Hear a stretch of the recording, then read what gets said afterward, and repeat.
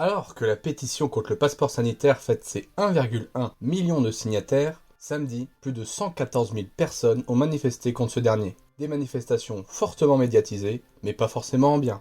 Bonjour et bienvenue sur la chaîne. Aujourd'hui, on parle des manifestations contre le passeport sanitaire et des conséquences, directes ou indirectes, qu'il y a eu. Alors que s'est-il passé? Je vous donne les éléments de réponse en vidéo.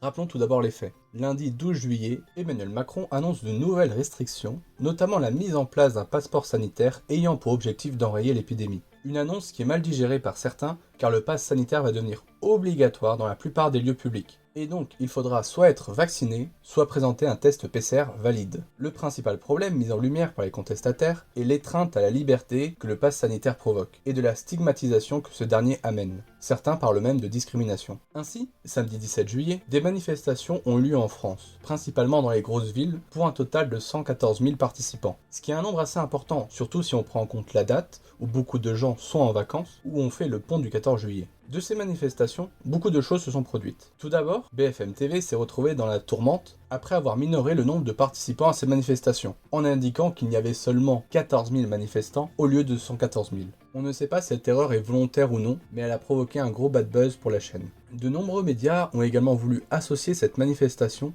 contre le pass sanitaire à des actions anti-vaccins. Et bien qu'il soit vrai que certains participants sont anti-vaccins, la manifestation ne portait pas sur ce sujet, et ces médias se sont fait accuser de manipulation par les internautes. Ainsi, le mouvement Majorité silencieuse vaccinée a été créé pour contrebalancer à ce mouvement de contestation. Des rumeurs indiquent que ce mouvement vient directement de l'exécutif, mais au final, on retrouve de nombreux internautes vaccinés qui soutiennent les manifestants et qui s'opposent au pass sanitaire, contrant cette initiative et renforçant l'idée que le mouvement de contestation n'est pas porté que par des anti-vaccins. Tout un jeu politique s'est également mis en place autour de ces manifestations, où certains candidats à la présidentielle de 2022 ont tenté de séduire les participants, tandis que l'exécutif essaye, tant bien que mal, de contrôler la situation. Ce fut aussi le retour des Gilets jaunes, qui ont participé aux manifestations pour soutenir le mouvement et contester la légitimité de l'exécutif. Sur une note négative, certains comportements ont été jugés choquants, comme des manifestants qui portaient des étoiles jaunes avec écrit dessus « non vaccinés », faisant allusion à la persécution juive pendant les années 40. Un rescapé de la Ralph du Veldiv a d'ailleurs pris la parole à ce sujet. Je vous passe un extrait de sa déclaration.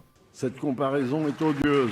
Je l'ai porté l'étoile, moi. Je sais ce que c'est, je l'ai dans ma chair encore. Enfin, d'un point de vue plus global, deux choses sont inquiétantes pour l'exécutif et pour les épidémistes. Tout d'abord, la division sur la mise en place du pass sanitaire entraîne une division entre Français, dans une épidémie où justement l'objectif est de penser et agir collectivement pour combattre le virus. Ensuite, certains manifestants ont participé sans respecter le protocole sanitaire et avec une forte proximité entre eux, ce qui va très certainement engendrer une forte augmentation du virus dans la dizaine de jours qui arrivent, et donc renforce la possibilité d'une quatrième vague. Mais si jamais une quatrième vague apparaissait avec ces mouvements de contestation, est-ce que de nouvelles mesures pourraient être applicables? Qu'en pensez-vous? J'ai essayé de parler des points les plus importants. Je vous invite à lire les sources en description pour avoir un bon complément d'information. En tout cas, on se retrouve demain à 18 h pour une nouvelle vidéo.